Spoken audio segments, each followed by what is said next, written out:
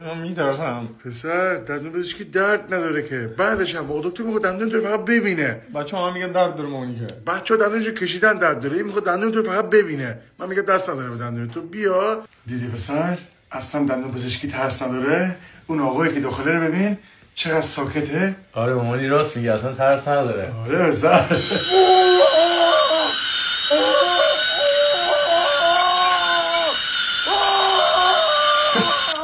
فکر نکنم درد دندون کشیدن باشه.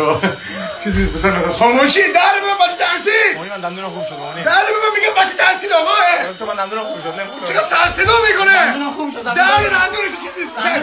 بی اس بزن دکتر. بی اس بیشتر. مامانی دندونم خوب شد. به خدا دیگه دندونم درد نمیکنه. مامانی والا دیگه درد نمیکنه. پسر نترس پسر. دکتر میگم دست نزن به دندونت. مامانی صدای دستگاه زنگ بابایی نمیده. بابا صدای دستکش فقط ترسناکه همین. نترس. مریض بعدی.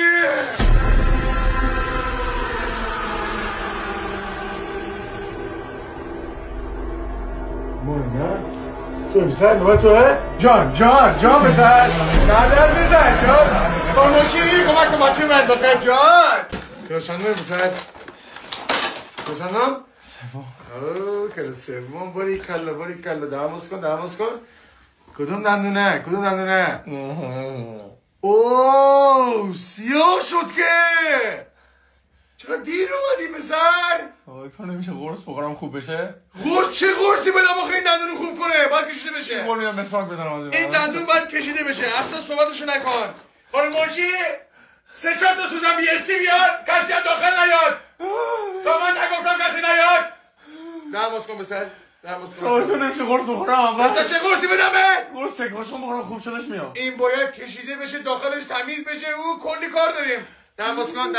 اکن. نترس یواش دیزم میزن. آروم باش.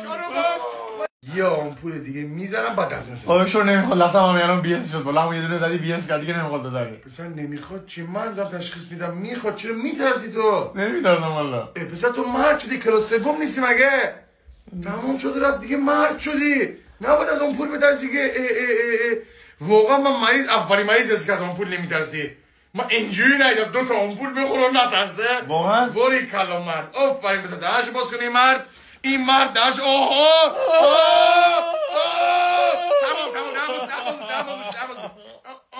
تکون نکن. گرفتم. سریع دهن بچه پاسبان کنیم. برو خیلی بد جوش بودو. دیدی پسر؟ دیدی درد نداشت؟ دندون تو کشیدی راحت شدی.